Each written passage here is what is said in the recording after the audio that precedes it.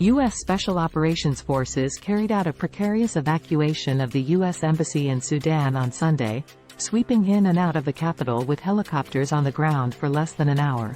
No shots were fired and no major casualties were reported. With the final embassy employee out of Khartoum, the United States shuttered its diplomatic mission indefinitely. Remaining behind in the East African nation are thousands of private American citizens. U.S. officials said it would be too dangerous to carry out a broader evacuation operation.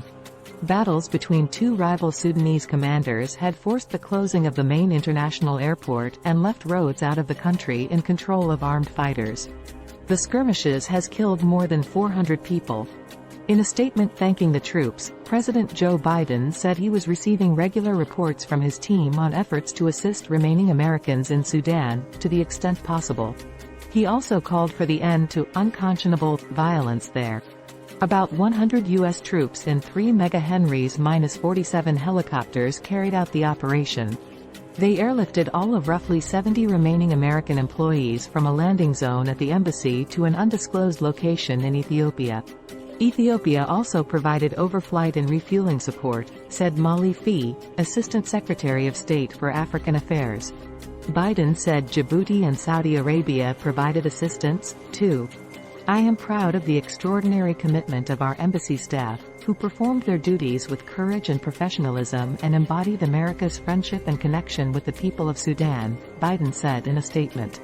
I am grateful for the unmatched skill of our service members who successfully brought them to safety.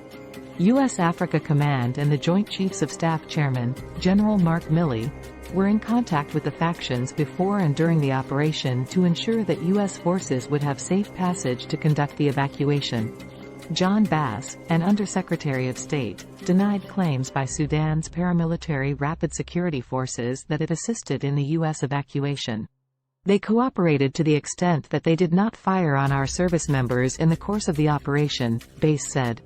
Biden had ordered American troops to evacuate embassy personnel after receiving a recommendation from his national security team, with no end in sight to the fighting. This tragic violence in Sudan has already cost the lives of hundreds of innocent civilians. It's unconscionable and it must stop, Biden said. The belligerent parties must implement an immediate and unconditional ceasefire, allow unhindered humanitarian access, and respect the will of the people of Sudan. Sudan's fighting broke out April 15 between two commanders who just 18 months earlier jointly orchestrated a military coup to derail the nation's transition to democracy. The power struggle between the armed forces chief, General Abdel Fattah Burhan, and the head of the Rapid Support Forces paramilitary group, General Mohammed Hamdan Dagalo, has millions of Sudanese cowering inside their homes. The violence has included an unprovoked attack on an American diplomatic convoy and numerous incidents in which foreign diplomats and aid workers were killed, injured or assaulted. An estimated 16,000 private U.S. citizens are registered with the embassy as being in Sudan. The figure is rough because not all Americans register with embassy or say when they depart.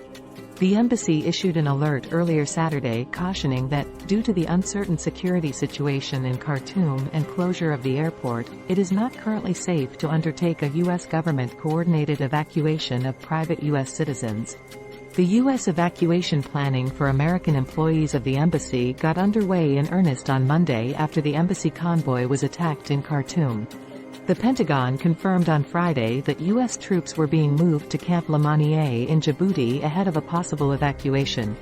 Embassy evacuations conducted by the U.S. military are relatively rare and usually take place only under extreme conditions.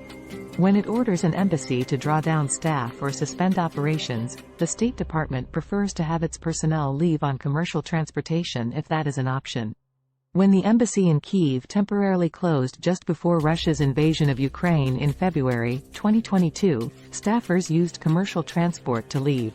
In several other recent cases, notably in Afghanistan in 2021, conditions made commercial departures impossible or extremely hazardous. U.S. troops accompanied personnel from the U.S. Embassy in Tripoli, Libya, in an overland convoy to Tunisia when they evacuated in 2014.